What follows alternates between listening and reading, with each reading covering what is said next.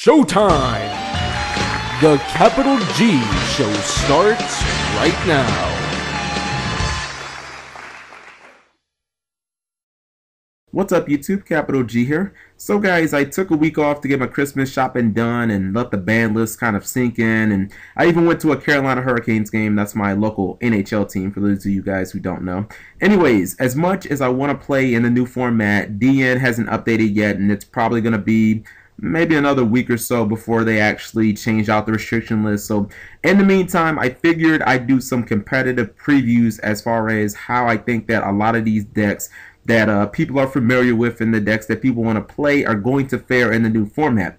And I think I'm going to stick to 2 per video. I might do 3. Anything more than that just kind of gets like too long-winded and boring, and anything less and you guys will have to watch like 5 trillion videos before you get the point.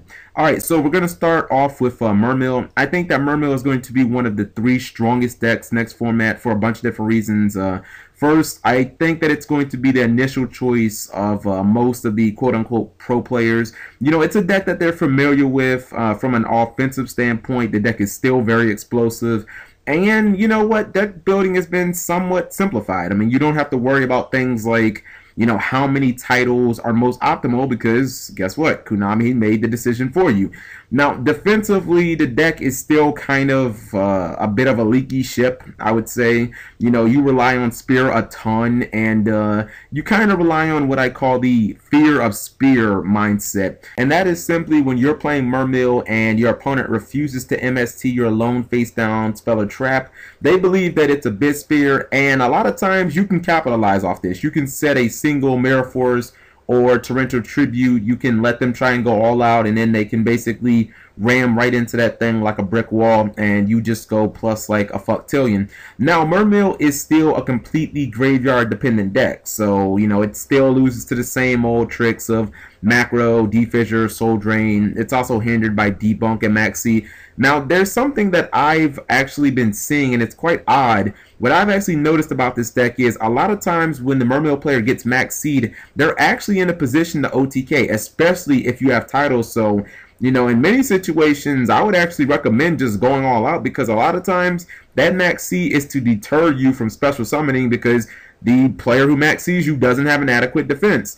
I expect a lot of Mermail players to be bringing Decrees in out of the side deck just because it handles debunk, it handles macro, it handles soul drain. You know, it basically counters a lot of the cards that just shut down Mermail. And I would say that, you know, Mermail is going to look a lot like it did maybe about 3 formats ago. Not right after the deck came out, but, you know, right after Rabbit got hit, and, you know, Macro Rabbit and Mermail were kind of the top decks. Overall, I think that Mermail is going to be a player's favorite. I think that it's still going to be, from an offensive standpoint, extremely explosive. You know, just barely enough defense to get by. You have some really solid C plays. I think that if Mermail was an NFL team, it would be like the New England Patriots. You know, it's dependable and it always prospers regardless of the key pieces that it is missing. Next up, Firefist. So I think that Firefist are going to be hovering around tier 1 for most of the formats, and why in the hell Konami thought that Fire Formation Tenki needed to immediately go back to 3 is beyond me. In fact, I'm pretty sure that even Xian's Smoke Signal was semi-limited longer than 1 format, and that card isn't anywhere as good as Fire Formation Tenki. I'm pretty sure that, you know, from an offensive perspective, Firefist, I mean, they have enough to get the job done.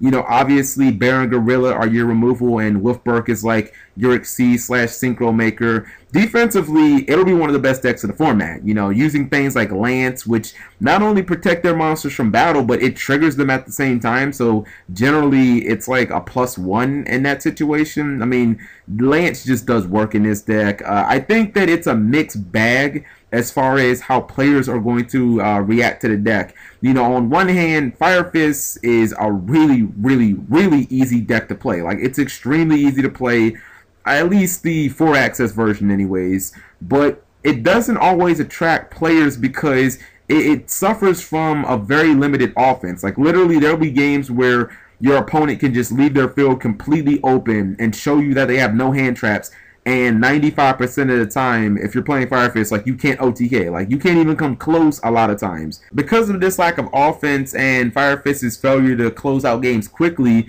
you know, the deck can often find itself in the grinded out games, like, all the time. And even when matchups are pretty favorable, you still kind of have to jump through hoops and really work for your wins. And a lot of times, lazy players don't like to do that, so they're like sway away from those decks. So I think that overall Firefist was already going to be a strong contender this format, with the Dragon deck dead and everything. But I think that giving the deck the third 10 key back, I mean, it just made it incredibly formidable.